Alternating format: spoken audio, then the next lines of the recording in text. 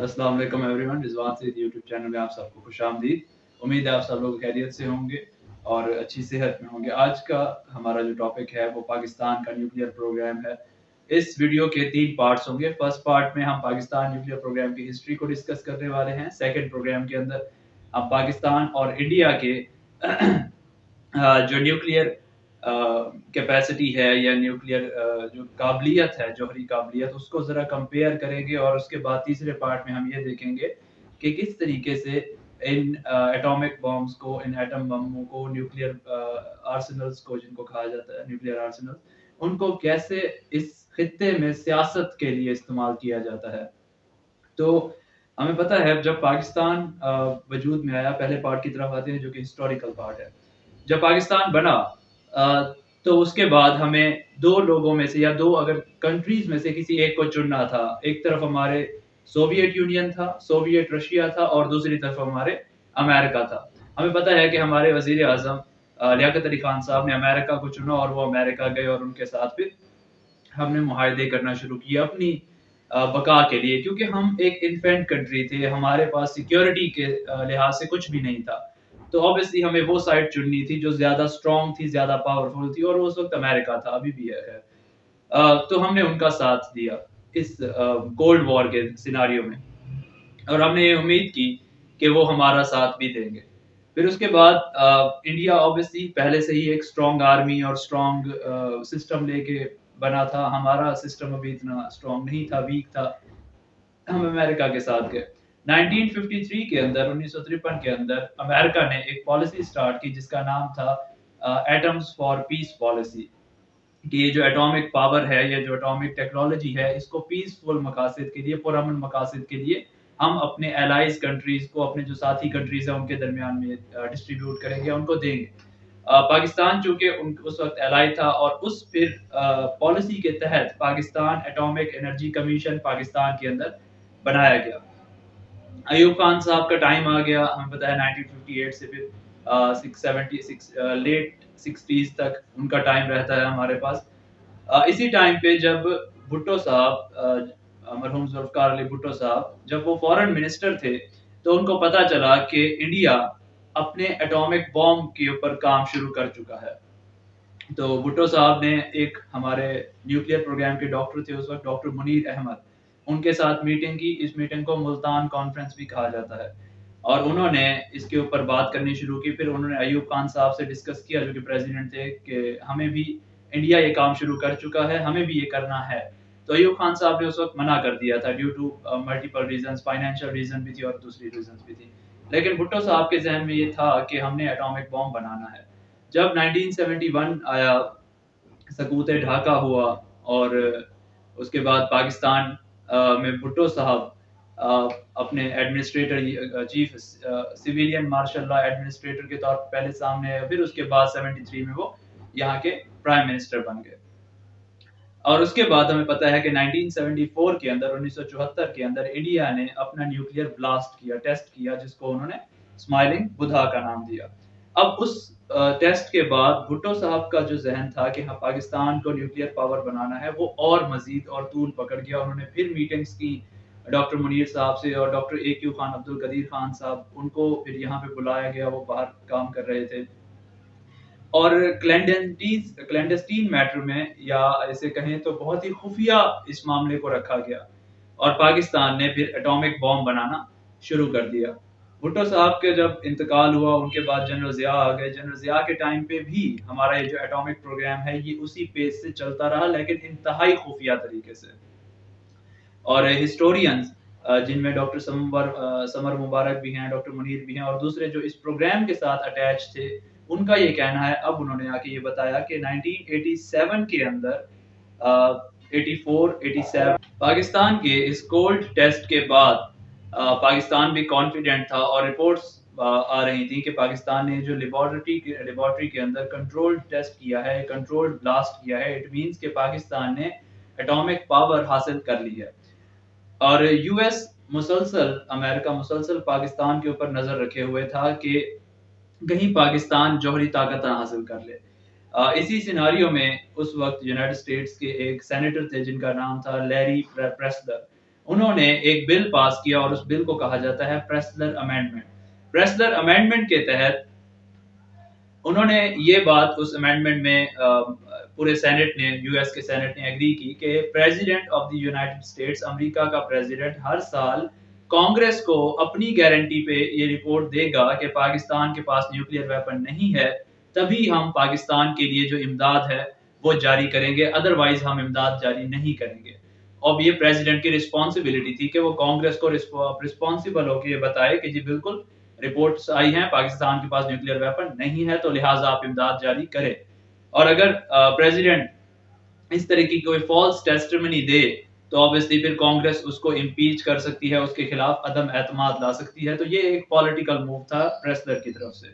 Obviously इस move के बाद जो प्रेसिडेंट थे उस वक्त यूनाइटेड स्टेट्स के, वो भी एक्टिव हो गए, विजिलेंट हो गए, और जितनी भी उनकी इंटेलिजेंस एजेंसीज थी वो पाकिस्तान के न्यूक्लियर प्रोग्राम को देखने के ऊपर और ज्यादा एक्टिव हो गई।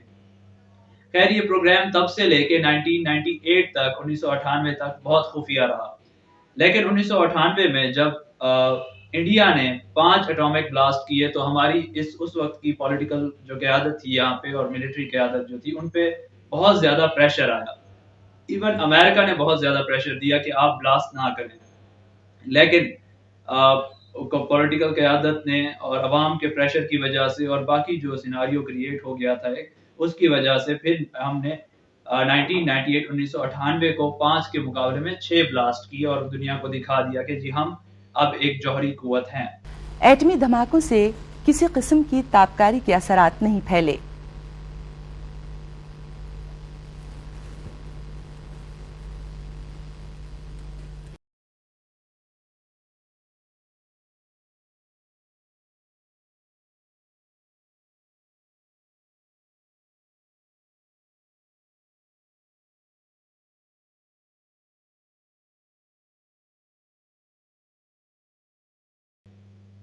और उसके बाद आपको पता है कि हम पे फिर सैंक्शंस लग गई। जो प्रेसलर अमेंडमेंट थी वो आ गई। इसी तरीके से एक और अमेंडमेंट आई थी, ग्लेन अमेंडमेंट, वो हम पे लग गई और हम सैंक्शंस के अंडर रह चुके थे और सैंक्शंस में आके हमारे ऊपर जो इकोनॉमिक और हमारे माशी हालात थे वो बहुत ज्यादा खराब हो चुके थे।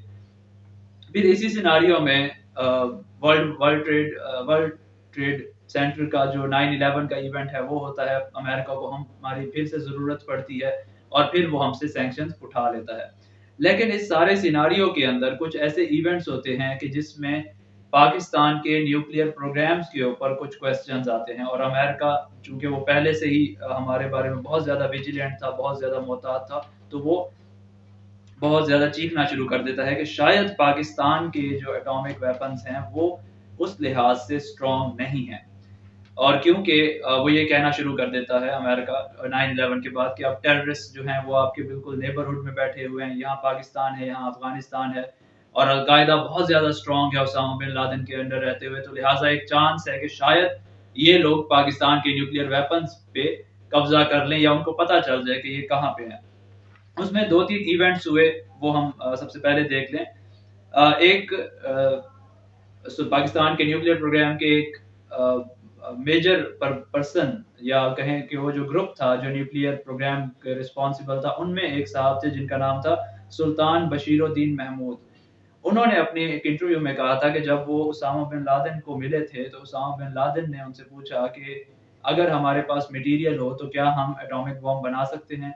तो उन्होंने ये इंटरव्यू में ओपनली कहा था। जब उनकी ये बात सामने आई तो फिर जो अमेरिका जो बात कर रहा था, जो इंटरनेशनल कम्युनिटी बात कर रही थी कि शायद पाकिस्तान के एटॉमिक आर्सेनल्स वल्नरेबल हैं, महफूज नहीं हैं, वो उनकी बात और ज्यादा स्ट्रॉन्ग हो गई और उन्होंने फिर पाकिस्तान से डिमांड करना शुरू किया कि कुछ करो कुछ करो।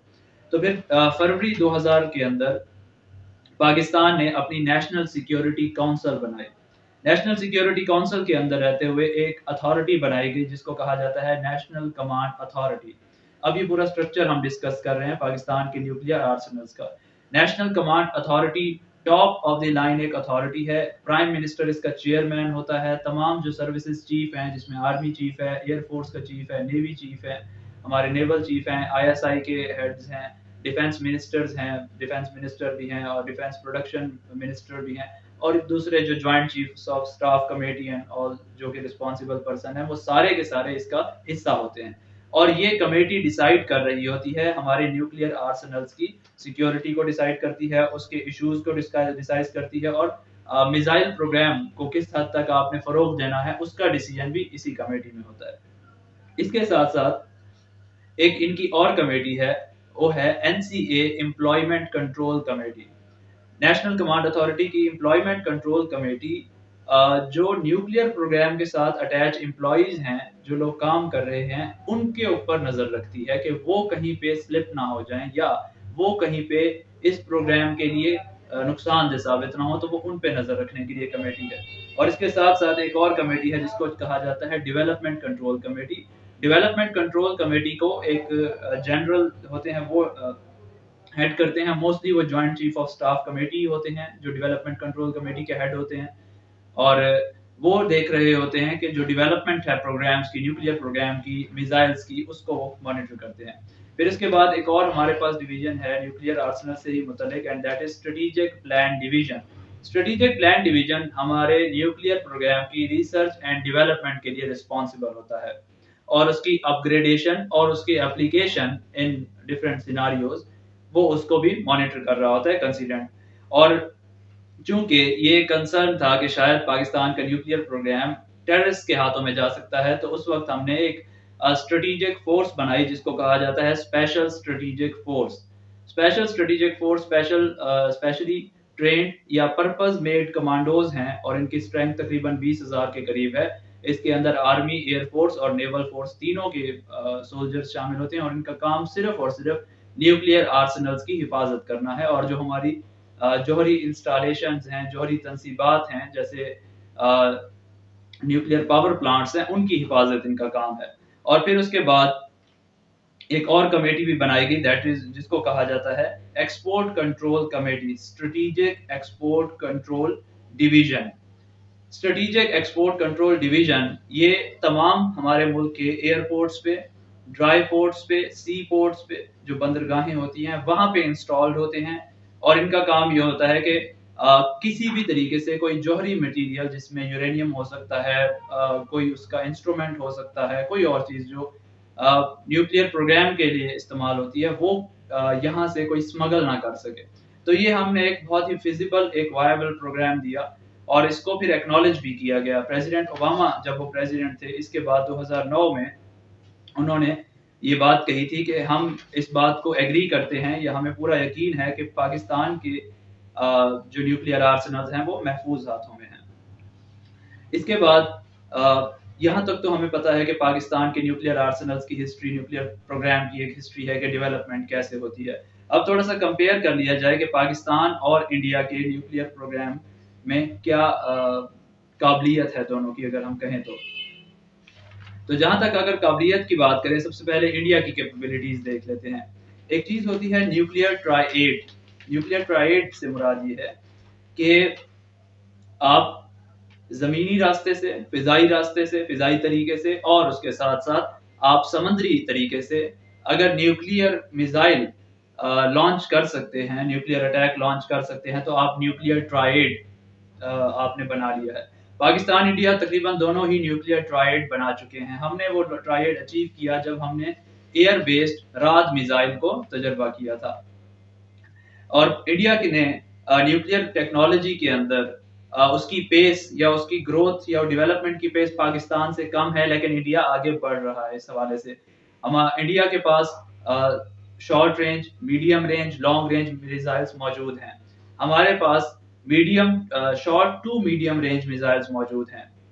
मीडियम रेंज मिसाइल्स वो हैं जो 4000 किलोमीटर की रेंज करते हैं, और 4000 से अबव जो हैं वो लॉन्ग रेंज मिसाइल्स आ जाते हैं। अभी तक हमने अपना long range missile as such नहीं बताया। मीडियम रेंज हमारे पास मौजूद हैं, 5000 तक की रेंज के मौजूद हैं, और मैं जैसे आपको बता चुका हूँ कि न्यूक्लियर ट्राइएड भी हैं। और इसके साथ साथ अगर न्यूक्लियर डॉक्ट्राइन्स की बात करें हम इंडिया और पाकिस्तान की, तो न्यूक्लियर डॉक्ट्राइन बेसिकली वो पॉलिसी होती है किसी भी मुल्क की जो वो अपने जौहरी हथियारों के इस्तेमाल के मुतालिक बनाता है।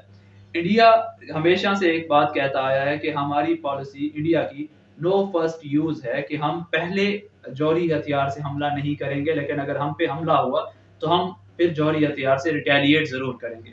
پاکستان اس کے مقابلے میں کہتا ہے کہ ہماری کوئی نو فرسٹ یوز پالیسی نہیں ہے، اگر ہمیں خطرہ فیل ہوا تو ہم ضرور کریں گے۔ اس کی وجہ آبویس ہی ہے، اگر آپ کنونشنل یا روایتی ہتھیاروں کا کمپیریزن دیکھیں تو پاکستان اور انڈیا کا روایتی ہتھیاروں کا سولجرز کا کمپیریزن شاید 1-3 کا بنتا ہے۔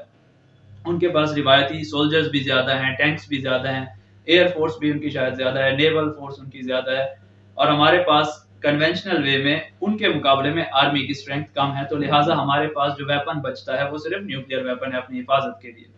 انڈیا نے ایک ڈاکٹرائن اپنی بنائی تھی، کیونکہ انڈیا آبویسلی یہ سمجھ چکا ہے کہ وہ فل آن وار نیوکلیئر وار نہیں کر سکتا پاکستان پہ، ادروائز پاکستان بھی ریٹیلیٹ کرے گا۔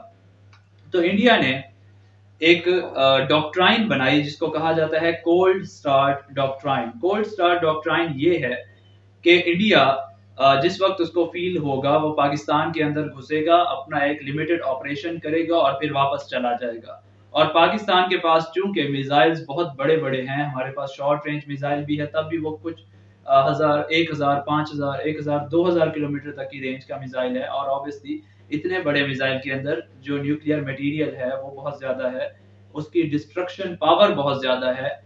تو سپوز اگر انڈیا لاہور کی طرف سے بارڈر میں انٹر ہو پاکستان میں اور یہاں پہ کوئی آپریشن کرے، تو پاکستان آبویسلی لاہور کے بارڈر پہ نیوکلیئر میزائل لانچ نہیں کرے گا کیونکہ یہاں پہ زیادہ نقصان ہوگا۔ تو انڈیا اس وجہ سے اس نے یہ ڈاکٹرائن ڈیولپ کی، اور اس ڈاکٹرائن کو کہا جاتا ہے کولڈ سٹارٹ ڈاکٹرائن۔ لیکن پاکستان نے پھر اس کے مقابلے میں اپنی ایک ڈاکٹرائن دیکھی جس کو انہوں نے کہا فل اسپیکٹرم ڈیٹرنس۔ پہلے جو پاکستان کی ڈاکٹرائن تھی وہ تھی minimum credible deterrence. Minimum credible deterrence کی ڈاکٹرائن یہ تھی کہ ہم نے اس حد تک نیوکلیئر کیپیبلٹی رکھنی ہے جو کہ ہمارے ایڈورسری کو، ہمارے اینیمی کو ہم سے دور رکھنے کے لیے کافی رہے۔ لیکن جب انڈیا کی کولڈ سٹارٹ ڈاکٹرائن سامنے آئی تو پاکستان نے منیمم فل اسپیکٹرم ڈیٹرنس دی، اور میں یہ فل اسپیکٹرم ڈیٹرنس میں نہیں کہتا، پاکستان کے جو نیوکلیئر سائنٹسٹ ہیں یہ ان کی زبان میں آپ کو بتا رہا ہوں کہ پاکستان کی پالیسی فل اسپیکٹرم ڈیٹرنس کی ہے۔ تو پاکستان کی فل اسپیکٹرم ڈیٹرنس یہ ہے کہ جہاں تک پاسبل ہو، جتنی پاسبلٹیز ہوں، ہر ایک اسپیکٹ میں نیوکلیئر کیپیبل ہونا ہے ہم نے۔ اسی لیے ہم نے شارٹ رینج اور الٹرا شارٹ رینج میزائلز بنائے جن کو ٹیکٹیکل نیوکس کہا جاتا ہے، ٹیکٹیکل میزائلز کہا جاتا ہے، جن میں نصر ہے، راد ہیں۔ اب یہ وہ میزائلز ہیں جن کی range 60 kilometre, 70 kilometre, 100 kilometre, 150 kilometre ہے۔ تو اگر سوچا جائے تو پاکستان کو ضرورت کیوں پیش آئی اتنے چھوٹے چھوٹے میزائلز بنانے کی، اور وہ بھی نیوکلیئر کیپیبل؟ تو اس کی بیسک ریزن یہی تھی کہ انڈیا کی کولڈ سٹارٹ ڈاکٹرائن کا جواب بیسکلی اس طریقے سے دیا جاتا ہے۔ پھر اس کے بعد جب یہ بھی ان کی کور ہو گئی تو انڈیا نے اپنی میزائل کیپیبلٹی کو مزید انہانس کیا جب انہوں نے MIRV کا تجربہ کیا۔ MIRV میزائل کی ایک ٹیکنالوجی ہے، ملٹیپل انڈیپینڈنٹ ری انٹری وہیکلز۔ میزائل کا جو ہیڈ ہوتا ہے، اس میزائل کے ہیڈ کے اندر پھر چھوٹے چھوٹے مزید ہیڈز ہوتے ہیں، یا کہیں چھوٹے چھوٹے نیوکلیئر وار ہیڈز ہوتے ہیں۔ تو ایک میزائل ہے، وہ ایک میزائل یہاں سے اڑے گا، اور جب اس نے ٹارگٹ پہ پہنچنا ہوگا تو اس کا ہیڈ کھلے گا اور اس میں سے 10-15 چھوٹے چھوٹے میزائلز مزید نکلیں گے اور وہ ٹارگٹ کر اٹیک کریں گے۔ یہ MIRV ٹیکنالوجی اڈاپٹ کی گئی تھی تاکہ جو میزائل ڈیفنس سسٹم ہے اس کو کاؤنٹر کیا جا سکے، اور وہ کرتا بھی ہے۔ جب انہوں نے اپنا میزائل اگنی 5 جو کہ MIRV ٹیکنالوجی ہے اس کا تجربہ کیا، تو پھر پاکستان نے بھی MIRV ٹیکنالوجی ڈیولپ کر لی اور ہم نے ابابیل میزائل کا تجربہ کیا۔ ابھی انڈیا صورتحال یہ ہے کہ انڈیا S-400 روس سے جو اس وقت تقریباً میزائل ڈیفنس سسٹم میں سب سے ٹاپ آف دی کلاس دنیا میں جا رہا ہے، S-400 میزائل ڈیفنس سسٹم وہ خرید رہا ہے۔ اس کی اسرائیل سے بات چل رہی تھی کہ آئرن ڈوم جو میزائل ڈیفنس اسرائیل کا ہے وہ خرید رہا ہے، اور اس کے ساتھ ساتھ ابھی ریسنٹلی ہم نے دیکھا کہ انڈیا نے ہائپر سونک میزائل کا تجربہ بھی کیا ہے۔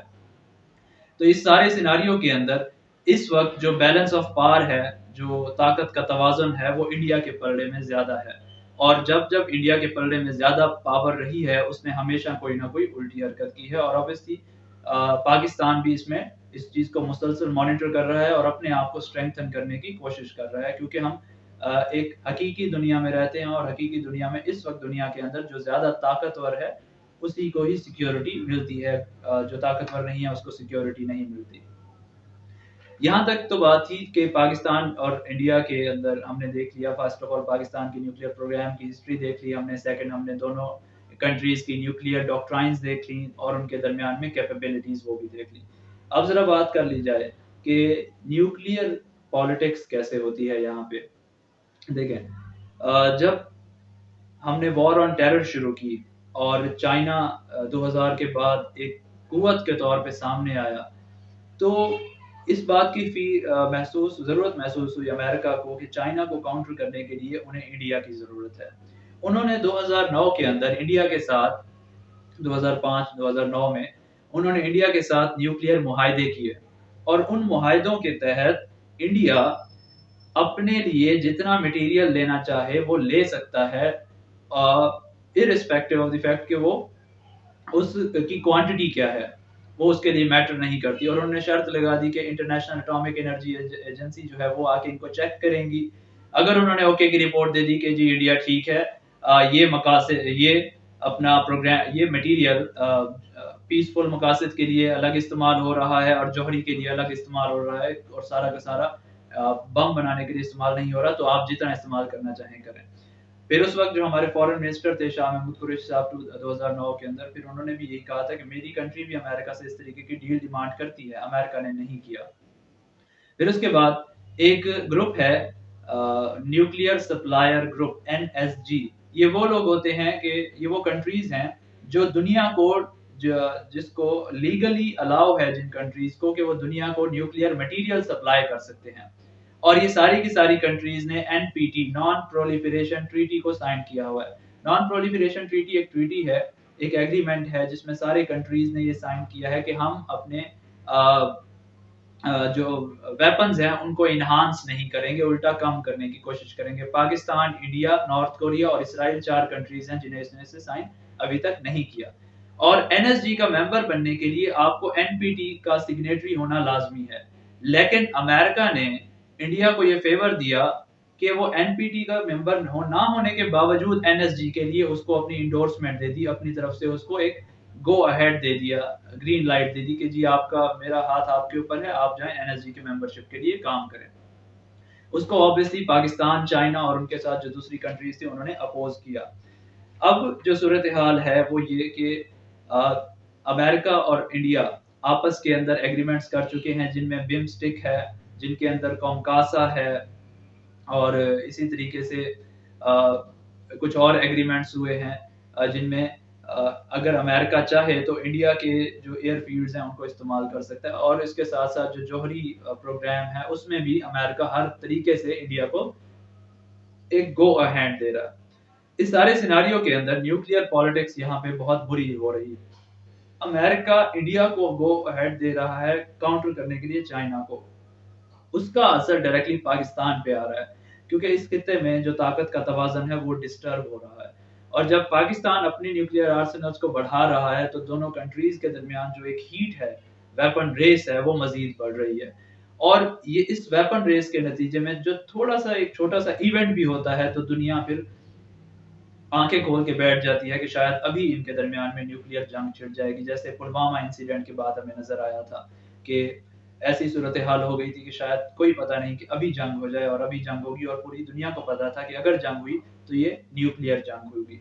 تو خیر 1974 سے 1998 تک انڈیا نے، چونکہ اس کو ذرا پریولیج تھا ہم پہ کہ وہ ٹیسٹ کر چکا تھا، ہم نے ابھی ٹیسٹ نہیں کیا تھا، تو اس کے اس سو کالڈ پریولیج پہ اس نے ہم پہ بہت زیادہ پریشر ڈالا۔ لیکن جب 1998 میں ہم نے طاقت کا توازن برابر کیا تو پھر انڈیا بھی واپس لائن پہ آ گیا، اور یہی ریزن ہے کہ اس طاقت کے توازن کے برابر ہونے کی وجہ سے ابھی تک ساؤتھ ایشیا میں اس ریجن میں نیوکلیئر وار نہیں ہوئی۔ ہاں اگر امریکہ اس کو مزید ڈسٹرب کرتا ہے تو پاسبلٹی ہے کہ ان کے درمیان میں مزید جنگ شاید ہو سکتی ہے۔ تو اسی لیے امریکہ کو تو یہی چاہیے کہ وہ اپنا مفاد پہلی دفعہ دنیا کے اوور آل حق میں ذرا چھوڑ دے اور دیکھے کہ پالیٹکس کس طریقے سے اس کو برا لے کے جائے گی۔ ادروائز پاکستان ایک ریئلسٹ کنٹری ہے، وہ سیلف ڈیپینڈنٹ کنٹری ہے ڈیفینس کے معاملے میں، जहाँ तक इंडिया को काउंटर करने के लिए हमें डिफेंस की ज़रूरत पड़ेगी और वो हम बनाएंगे, चाहे दुनिया जो भी कहती रहे, वो एक लॉजिकल रैशनल अप्रोच है, हमें अपने आप को खुद ही सिक्योर करना है।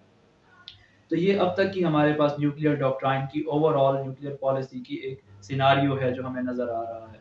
आने वाले वक्तों में देखते हैं कि क्या होता है। होपफुली उम्मीद है कि पाकिस्तान भी हाइपरसोनिक मिसाइल का तजर्बा करेगा और बैलेंस ऑफ पावर जो इस वक्त इंडिया के पलड़े में गिरा हुआ है उसको वापस रिस्टोर करेगा, एक तवाज़ुन में लेके आएगा। और आने वाले दिनों में इसमें इंशाल्लाह जो जो अपडेट्स आएंगी वो हम आपसे शेयर करते रहेंगे। आप लोग भी प्लीज़ इस चैनल को शेयर करें और उसकी ग्रोथ में हमारा मदद करें, और उसके साथ साथ आपकी जो भी राह हो वो हमें हमें उससे ज़रूर आगाह करें ताकि हम बेहतरी की तरफ आएँ। Thank you very much. अल्लाह हाफ़िज़।